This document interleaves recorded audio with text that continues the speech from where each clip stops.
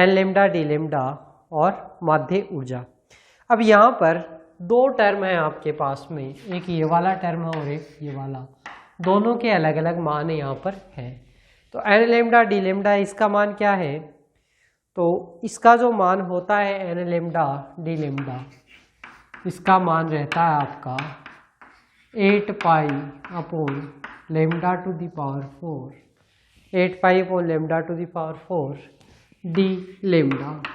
और माध्य ऊर्जा का मान तो ये कल की क्लास में हमने ज्ञात किया था, इसका मान क्या होता है, तो लेमडा के पदों में और आवर्ती के पदों में दोनों में अलग अलग ज्ञात किया था।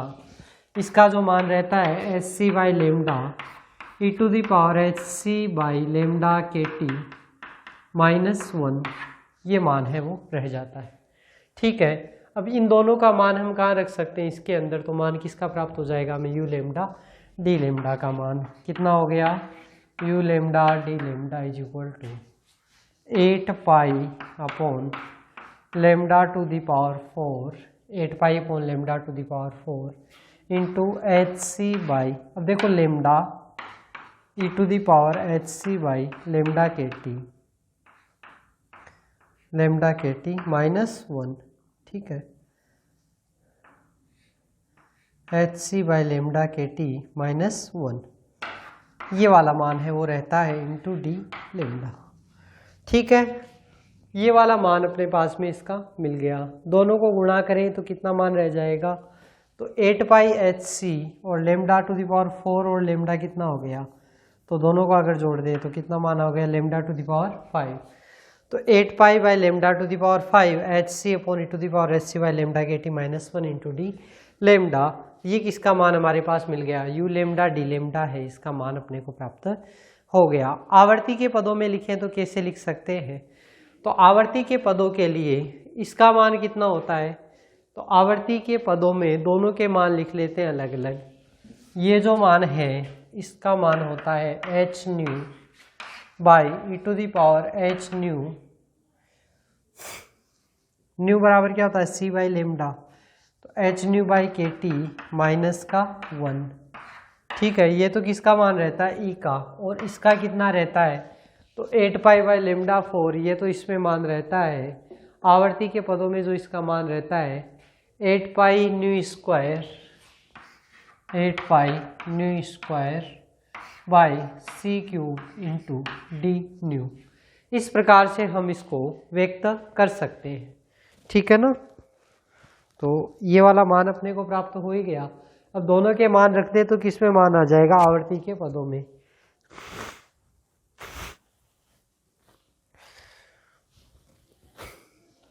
तो आवर्ती के पदों में कितना मान हो गया,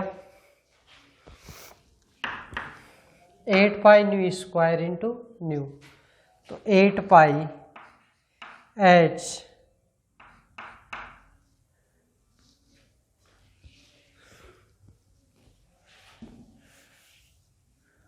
8 pi h nu cube by E to the power H nu by के टी, एच न्यू बाई के टी -1 इंटू डी न्यू। ये वाला मान इंटू देखो ये सी क्यूब ये रहा, तो ये वाला सी क्यूब, ये हमारे पास में किसका मान आ गया, आवर्ती के पदों में इसका मान है वो आ गया। ठीक है, और ये क्या कहलाता है आपका प्लांक का निविकिरण नियम। इस नियम से कृष्णिका विकिरणों से प्राप्त स्पेक्ट्रम की पूर्ण व्याख्या होती है। तो ये जो दोनों मान हैं दोनों ही क्या कहलाते हैं आपके आवर्ती का, एक तो इसमें ये तरंग दैर्ध्य के पदों में और एक इसमें आ गया आवर्ती के पदों में। तो आवर्ती और तरंग दैर्ध्य के पदों में हमने क्या याद किया है, प्लांक का विकिरण नियम। तो ये हमने किसका मान ज्ञात कर लिया, प्लांक का विकिरण नियम, यानी प्लांक दोलकों की माध्य ऊर्जा कल हमने ज्ञात की थी, ये इसका फिक्स मान होता है। दोनों को काम में लेकर हमने आवर्ती के पदों में और तरंग दैर्ध्य के पदों में मान किसका याद कर लिया, प्लांक के विकिरण नियम का। अब हम प्लांक के विकिरण नियम की सहायता से दो मान है वो ज्ञात करते हैं।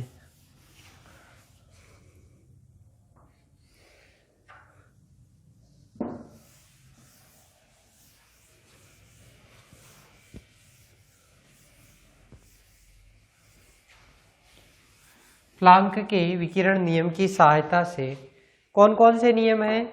तो एक तो रेले जीन्स का और एक वीन का विस्थापन नियम। तो किस प्रकार से हम इसमें ज्ञात करेंगे? तो रेले जीन्स और वीन का विकिरण नियम किस किस पर आश्रित है? एक लघु तरंग दैर्ध्य के लिए कहता है और एक कौन कैसा है? जो उच्च तरंग दैर्ध्य है उसके लिए कहता है। तो लघु तरंग दैर्ध्य वाली विकिरण है उसके लिए हम क्या कह सकते हैं? hc/λ/kT। ये हमारे पास में मान है क्योंकि hc/λ/kT कहाँ पर है? यहाँ पर है, ठीक है ना।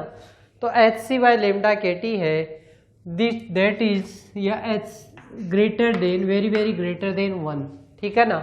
या इसको मैं क्या कह सकता हूँ? hc/kT is very very greater than lambda. Lambda को मैंने क्या कर दिया? वज्रगुणन कर दिया। तो इस प्रकार से भी लिख सकते हैं हम hc/kT is very very greater than lambda. और इस कंडीशन में जो ये कंडीशन होती है कि e/e⁻h, अगर ये कंडीशन होती है तो इस कंडीशन में e⁻hc/λ/kT is very very greater than 1। भाई ये भी मान 1 से बहुत ज़्यादा है तो फिर इसका एक्सपोनेंशियल तो ज़्यादा होना ही है, ठीक है। और अगर ये होता है तो इस कंडीशन में मैं क्या कह सकता हूँ?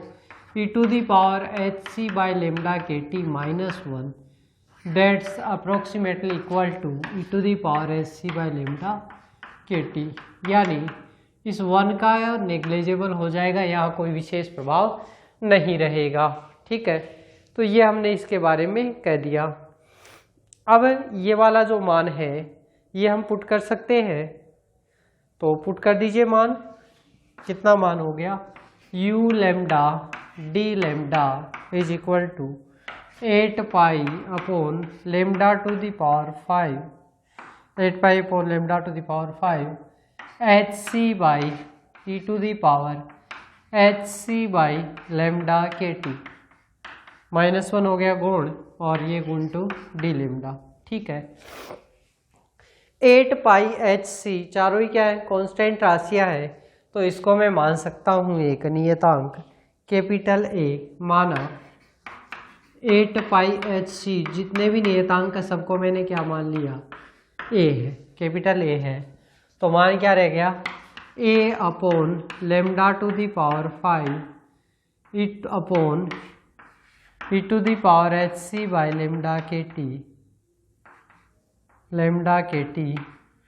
d⁻, ठीक है। ये हमारे पास इसका मान है वो मिल जाएगा। a/λ⁵ e⁻hc/λ⁵ into d⁻। और भी कह सकते हैं क्या इसको ऊपर ले जाए तो a/λ⁵ e⁻hc/λ⁵ इंटू d⁻। और ये वाला जो मान है ये किसको प्राप्त होता है? तो ये जो मान है ये है किसका मान है आपका? तो ये है दीर्घ कौन सा होता है? वीन के विकिरण नियम और रेले जीन्स का नियम। तो लघु तरंग दैर्ध्य के लिए हमने पढ़ा था वीन का विकिरण नियम, ठीक है। तो ये वाला जो मान है ये किसको व्यक्त करता है? वीन के विकिरण नियम को। इस प्रकार से हमने क्या किया है? प्लांक के विकिरण नियम की सहायता से किसको व्युत्पन्न किया है? वीन के विकिरण नियम को व्युत्पन्न किया है। अब हम देखते हैं कि रेले जीन्स के नियम को कैसे व्युत्पन्न किया जाए। रेले जीन्स के विकिरण नियम के लिए कौन कौन से अपन काम में लेते हैं? तो ये क्या किसके लिए था? लघु तरंग दैर्ध्य के लिए। और रेले जीन्स किसके लिए लागू होता है? दीर्घ तरंग दैर्ध्य के लिए। तो हम कह सकते हैं दीर्घ तरंग दैर्ध्य के लिए किस प्रकार से होगा? hc/λ⁵ is very very greater than very very less then 1, है ना।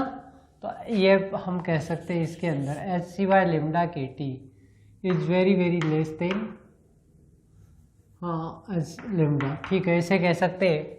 या ये वाला जो मान है ये भी क्या होगा? बहुत ही छोटा होगा। तो e⁻hc/λ⁵ है वो कितना हो जाएगा? लगभग इतना होता है, +1 के बराबर हम मानते हैं। ठीक है, पिछली बार क्या था, अपोजिट था, लेस देन था, तो हमने उसको e⁻SC/λ/kT के बराबर माना था। इस बार छोटा है तो इसको किस प्रकार से माना है, +1, यानी 1 को नेग्लेजिबल यहाँ पर नहीं किया है। तो ये स्थिति होती है, तो इसमें मान रख दीजिए। तो u⁻d कितना हो जाएगा, देखो e⁻SC/λ/kT +1 और -1, तो प्लस माइनस क्या हो जाएगा आपका, कैंसिल। ठीक है, और कितना मान रह गया, e⁻SC/λ/kT। ठीक है, और ये वाला मान है वो इसमें रह जाएगा, e⁻SC/λ/kT। अच्छा अच्छा इसको ऐसा मानते हुए ना, e⁻SC/λ/kT इसको कैसे मानेंगे, e⁻SC/λ/kT +1 है वो मानते हैं। ठीक है ना, तो e⁻SC/λ/kT को हम मानेंगे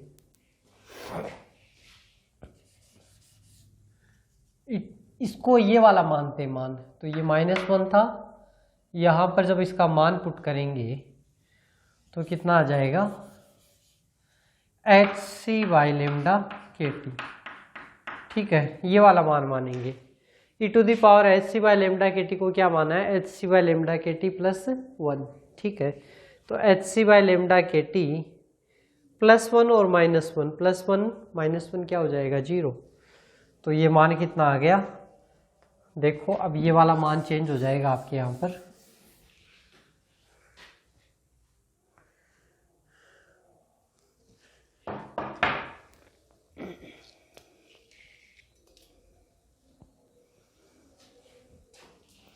ये वाला जो मान है कितना हो जाएगा, देखो लेमडा से लेमडा क्या हो जाएगा, कैंसिल, एक लेमडा घात कम हो जाएगी, तो कितना हो गया, a/λ4, और ये वाला मान कितना हो जाएगा, 1/hc/kT इंटू d⁻। इस प्रकार से भी हम इसको कह सकते हैं। या देखो, अरे ए क्यों रख रहे हैं इसका मान, फिर ये मान था ना 8πhc। देखो भाई ये मान कितना था, 8π/λ⁵ hc/e⁻SC/λ/kT +-1। इसमें e⁻SC/λ/kT को क्या माना है इस समीकरण में, hc/λ/kT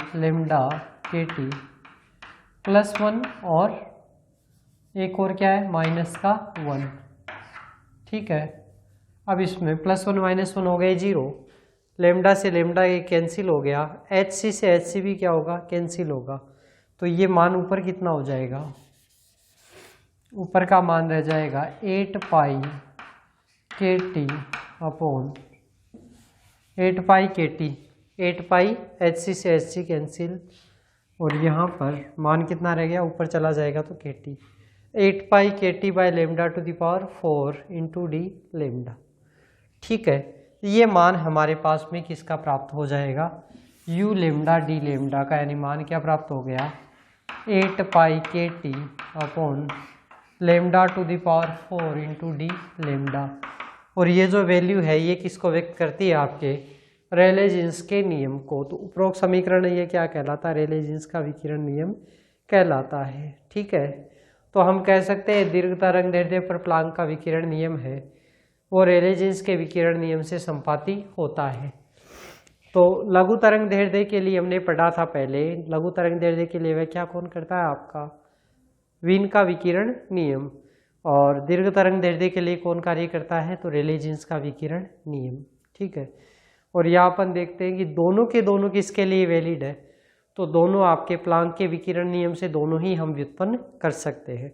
यानी प्लांक की जो क्वांटम थ्योरी थी वो कृष्णिका विकिरण का प्रॉपर सॉल्यूशन है, यानी उसकी पूर्णतः व्याख्या करती है। ठीक है, एग्जाम में क्वेश्चन किस प्रकार से आता है, प्लांक दोलकों के लिए माध्य ऊर्जा का व्यंजक उत्पन्न कीजिए, तब तो आपको ई मान ज्ञात करना है। या कई बार ऐसा क्वेश्चन भी आता है, प्लांक के विकिरण नियम इसके, हाँ प्लांक का ही तो है, तो प्लांक के विकिरण नियम की सहायता से वीन का विस्थापन नियम और रेले जीन्स का वितरण नियम है, उनको व्युत्पन्न कीजिए। तो कैसे करना है वो सारा आपको मैंने बता दिया है। ठीक है, इस प्रकार से हम इस पे काम करेंगे।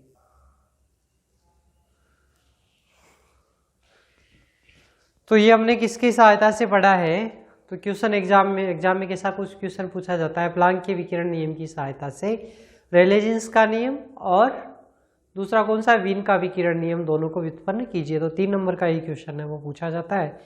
अगर डायरेक्ट पूछा जाता है प्लांक दोलकों की माध्य ऊर्जा नहीं पूछी जाती है तो ज्ञात नहीं करना, सीधा आगे से काम कर देना। और अगर पूरा प्लांक का विकिरण नियम पूछा जाता है तो फिर आपको पूरा का पूरा ज्ञात करना पड़ेगा। ठीक है, तो ये हमने प्लांक के विकिरण नियम के बारे में पढ़ा। अब हम पढ़ेंगे द्रव्य तरंगे। क्या होती है द्रव्य तरंगे? आपने सुना होगा प्रकाश तरंगे। ठीक है, प्रकाश तरंगे क्या है पहले ये पढ़ लेंगे, ये समझ आएंगे तो अपन द्रव्य तरंगे समझने में अपने को सुविधा होगी। तो प्रकाश तरंगे क्या होती है? यानी प्रकाश है वो एक कण के समान भी कार्य करता है और तरंग के समान भी कार्य करता है। यानी कुछ परिघटनाएं हैं इसकी, जैसे अपवर्तन है, परावर्तन है, ध्रुवण है। अपवर्तन, परावर्तन, विवर्तन, ये सारी की सारी घटनाएं किस पर आश्रित है? तो ये सारी की सारी आपकी घटनाएं आश्रित है तरंग प्रकृति के ऊपर।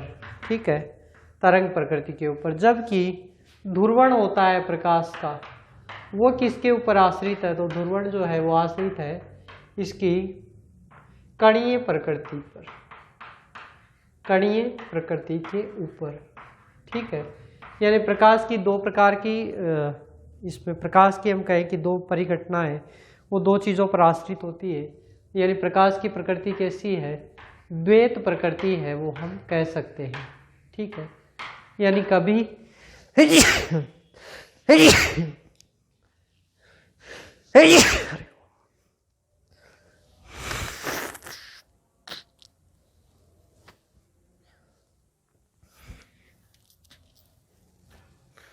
प्रकाश कभी है वो तरंग के समान कार्य करता है और कभी प्रकाश वो कैसे कार्य करता है? कण के समान कार्य करता है।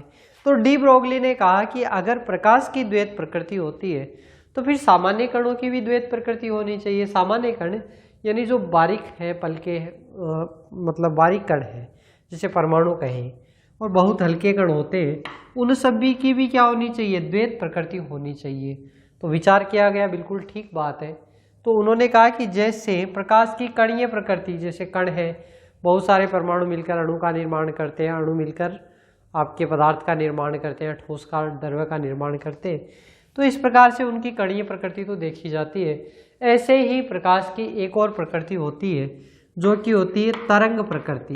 ठीक है, तरंग प्रकृति, यानी सबसे पहले डी ब्रोगली ने यह कहा कि प्रकाश की जैसे द्वैत प्रकृति होती है ऐसे ही अन्य कणों की भी क्या होनी चाहिए?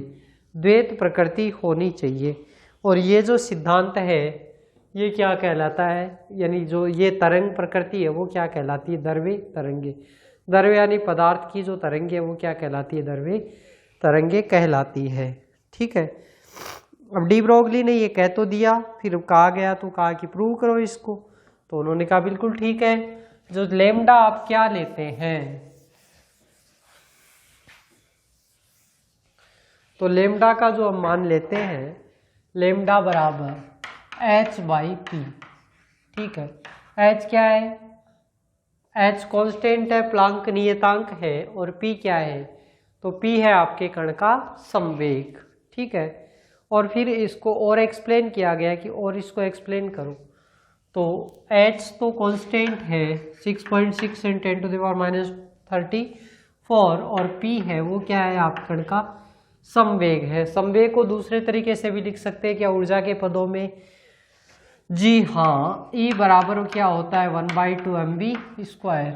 ठीक है, दोनों तरफ किससे गुणा कर दें? m से गुणा कर दें, तो ये क्या मान हो गया? m²v²। अच्छा जी, संवेग क्या होता है? m × v। तो इसको मैं क्या लिख सकता हूँ? 2me बराबर p का स्क्वायर। p क्यों है? क्योंकि p बराबर क्या है? mv। तो P बराबर अपन क्या लिख सकते हैं, √2me। ठीक है, और ये क्या कहलाता है, तो P बराबर √2me, और ये क्या कहलाता है, द्रव्य तरंगों के लिए संवेग। यानी इसको मैं इस प्रकार से भी लिख सकता हूँ, h/√2me, जहाँ m क्या है, तो m है द्रव्य कणों का द्रव्यमान, ठीक है, कणों का, और E क्या है, तो E क्या है, कणों की ऊर्जा को व्यक्त करता है। ठीक है ना, m हो गया इसका द्रव्यमान और E क्या हो गया, कण की गतिज ऊर्जा। ठीक, तो इस समीकरण से स्पष्ट है गतिशील द्रव्य कण की जो तरंग की तरंगदैर्ध्य है कण में संवेग में वृद्धि के साथ में घटती है। बिल्कुल यहाँ से कह सकते हैं, देखो कि जैसे जैसे संवेग में वृद्धि होगी, या मैं कहूँ कि ऊर्जा में वृद्धि होगी कण की, तो ऊर्जा या संवेग में वृद्धि के साथ में, क्योंकि इसमें वृद्धि होगी तो ऊपर यहर में है तो इसमें क्या आएगी, कमी आएगी। ठीक है ना, यानी भारी कण रहते या इसके कण के संवेग में वृद्धि होती है तो उसकी तरंगदैर्ध्य में क्या आती है, कमी आती है। ठीक है, कण के संवेग में वृद्धि के साथ में इसमें क्या होगी, डी ब्रोगली तरंगदैर्ध्य में कमी आएगी। और ये जो लेमडा है ये क्या कहलाती है, डी ब्रोगली तरंगदैर्ध्य कहलाती है। ठीक है, अब यहाँ पर आपको एक क्वेश्चन दिया गया है, न्यूमेरिकल अपन करते हैं छोटा सा, 1.5 नंबर का क्वेश्चन है, वो पूछा जाता है। मानो आपको कोई भी कण है और क्या दे दिया, उसका वेग दे दिया। एग्जामिनर पर डिपेंड करता है, वेग भी दे सकता है और कण का क्या दे सकता है, आपको संवेग, वेग या ऊर्जा कुछ भी मान है वो दे सकता है। और पूछा है कि उसकी तरंग जो है, तरंगदैर्ध्य है वो ज्ञात कीजिए। तो क्या कह रहा है कि 10⁻7 मीटर प्रति सेकंड के वेग से गतिशील, वेग क्या है, v बराबर 10⁻7 मीटर प्रति सेकंड, इस वेग से गतिशील है। कौन गतिशील है, तो इलेक्ट्रॉन गतिशील है। 10⁻7 मीटर प्रति सेकंड के वेग से गतिशील इलेक्ट्रॉन के संवेग की इसकी तरंगदैर्ध्य की गणना कीजिए। तो लेमडा बराबर क्या होता है, h/p या h/mv। ठीक है, अच्छा जी, h क्या है, तो 6.64 इंटू 10⁻⁻34। ये तो किसका मान हो गया, h का। अब द्रव्यवेग कितना है, 10⁻7। द्रव्यमान आपको दिया हुआ हो भी सकता है, नहीं भी दिया हुआ हो सकता है। इलेक्ट्रॉन, प्रोटॉन, इनके द्रव्यमान अपने को ज्ञात होने चाहिए। ठीक है, तो कितना मान होता है इलेक्ट्रॉन का, सबसे कम होता है 9.11 10⁻⁻31, ये इसका मान होता है। ठीक है, 10⁻⁻31 सॉल्व कर लीजिए। 6.64 या 626 ऐसा भी आता है। जब आप इसको सॉल्व करेंगे तो देखो 6.64 अपॉन 9.11 इंटू 10⁻⁻, अब देखो 34 और 31 कैंसिल हो गया, कितना बचा, 10⁻⁻3 बचा। 3 और ये ऊपर जाएगी तो ये भी क्या हो गई, माइनस में हो गई, तो -7, तो 10⁻10। अब इसको सॉल्व करना है, आसानी से आप इसको सॉल्व कर सकते हैं। जब आप इसको ज्ञात करेंगे तो ये जो मान है ये कितना होगा, 7.3 इंटू 10⁻11। 11 कैसे आया, यहाँ तो 10 था, क्योंकि अंश है वो छोटा है और हर क्या है, बड़ा है, यानी इसका 1 से कम मान है वो प्राप्त होगा, यानी 0.73 × 10⁻10 मीटर, ऐसा भी अपन इसके बारे में कह सकते हैं। तो ये किसका मान हमने ज्ञात किया, लेमडा का मान है, ये ज्ञात किया। ठीक है।